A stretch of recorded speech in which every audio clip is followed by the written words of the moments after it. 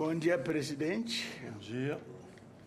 Eu fiquei muito tocado quando o presidente me chama um pouquinho, como eu expliquei para Elisa, não será possível que eu vou falar antes de que o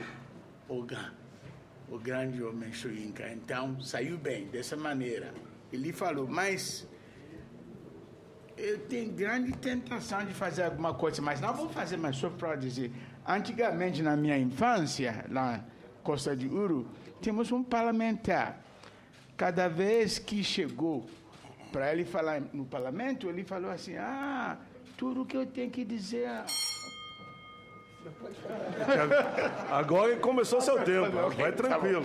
Então, eu posso dizer o seguinte, que o grande... O Wole Soyinka já falou tudo que eu tinha de falar, mas isso não vai sair bem. Então, eu vou falar um pouco. Eu gostaria de falar um pouco sobre Abdias e o futuro. Entende? Mas, para falar sobre o futuro, tem que voltar para trás, na maneira que os ganenses chamam de Sankofa. Você tem que olhar para trás, para entender o presente e para contemplar o futuro. Então, cada vez que eu penso em Abdias, essas três dimensões aparecem frente de mim. Então, para mim, a vida do Abdias, a obra, a herança, é um negócio triangular. Porque cada vez que eu me lembro, ouvindo Abdias falando, lendo os escritos dele, discutindo com outras pessoas sobre a relevância de Abdias nas nossas vidas, nossas políticas, essas três dimensões sempre saem em frente de mim. Até esse encontro hoje em dia aqui no Senado é um negócio muito interessante, quase contraditório, historicamente falando, porque uns anos atrás, eu me lembro muito bem, será quase impossível imaginar um acontecimento como isso acontecendo aqui no Senado.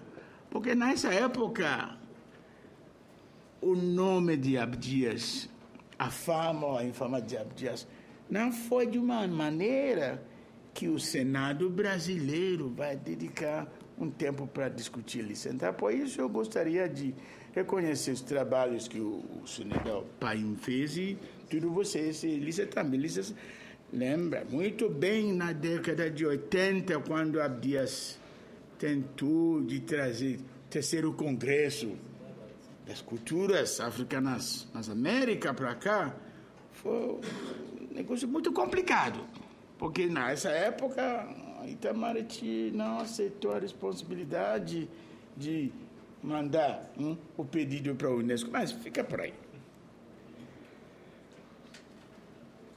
Eu estou muito contente também que o professor Soyinka está aqui, sabe por quê? Não só a coisa de a Festival das Artes Negras na Nigéria, em 77, mas, para mim, como um africano, como uma pessoa que aprender de apreciar o nome e o trabalho dele, para compartilhar uma mesa com ele, hoje em dia, é uma grande honra para mim.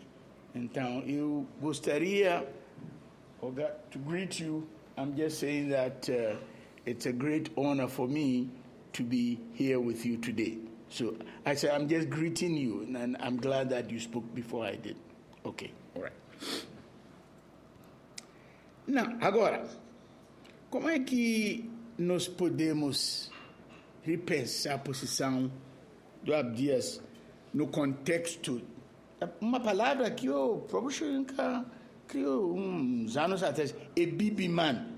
Ebibiman significa o mundo dos negros. Mas, então, como é que nós vamos colocar Abdias dentro desse lugar?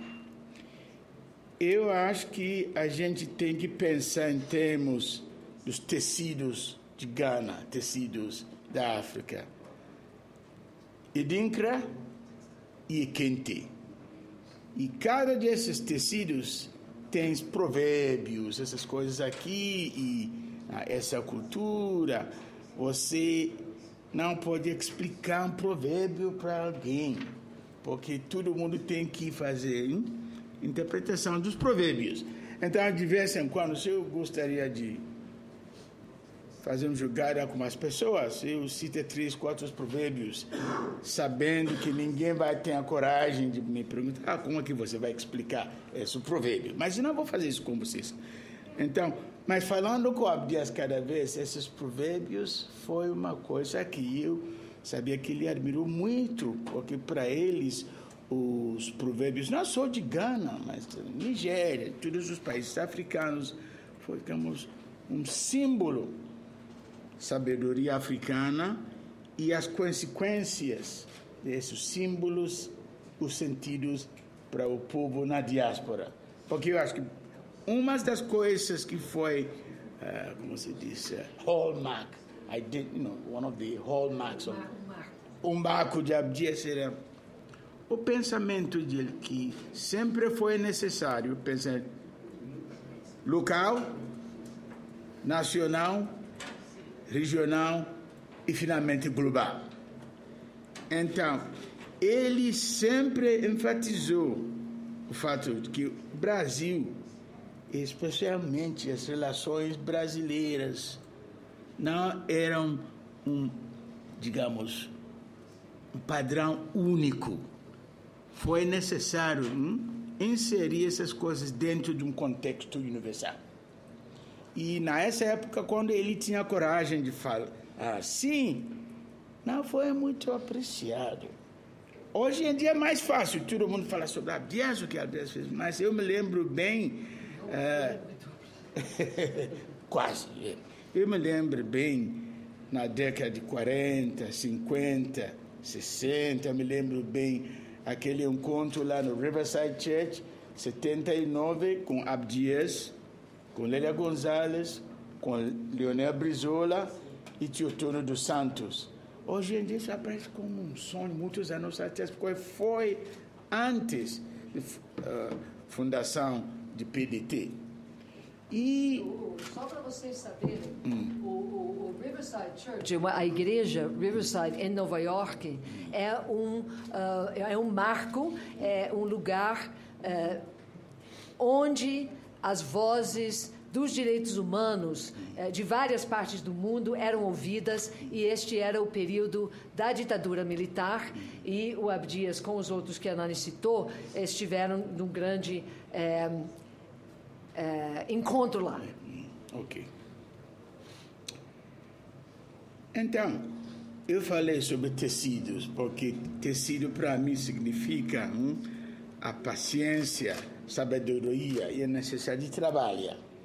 E além de tecidos, temos também escultura.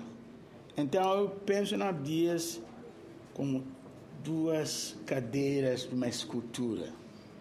Uma sempre fazendo sankofa para trás e a outra sempre olhando para o futuro. Entende? Mas um futuro assim, não um futuro simples, futuro complicado. Porque eu acho que o Abdias, o pensamento dele, tinha essa vontade de ser de uma maneira simples, mas de uma maneira também muito complicada. Então, para mim, com ganense, isso eu gosto muito, porque sempre me lembra desses provérbios que eu falei. Então, a singularidade do Abdias, para mim, e eu acho que para muitas pessoas que acompanham o trabalho dele, é o seguinte: eu acho que ele foi não só o primeiro, mas talvez o mais importante, não afro-brasileiro, mas brasileiro também, dar ênfase sobre o Brasil dentro do contexto internacional, especialmente falando sobre relações raciais. Então, ele reconheceu muito cedo que, infelizmente, tinha um padrão de negação do Brasil dentro desse negócio de relações raciais.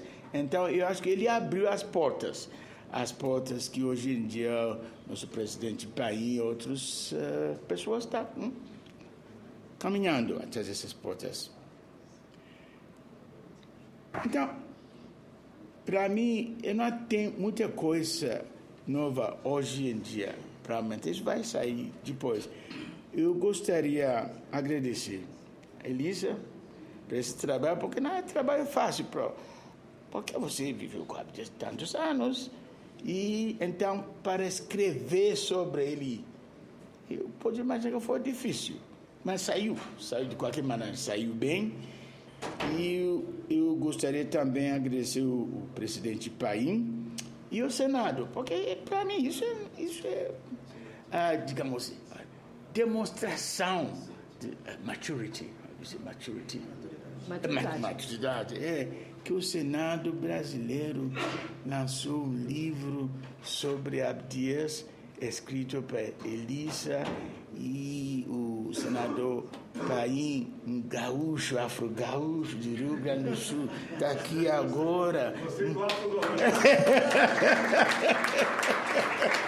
Então, todas essas coisas, eu posso imaginar Abdias lá, né, como nos dizemos na minha terra, lá no outro lado. Essas pessoas, veja só, mas como ele sempre falou. Então, eu gostaria de parabenizar todos vocês que estão aqui presentes hoje. Desculpa meu português é um pouco nada certinho, mas pelo menos eu estou muito contente de ter essa oportunidade de compartilhar essa mesa com todos os nossos convidados. Com vocês eu vejo amigos de muitos anos. E só para mexer um pouco com o Carlos aqui. Eu não me lembro. O Carlos, você lembra aqueles anos quando fui para Cabo Verde? Então ficamos lá discutindo relações raciais no contexto internacional, Brasil, Cabo Verde e assim. Então, ok, muito bom. Então, eu acho que a luta, eu não vou dizer que a luta continua, porque isso é simples demais.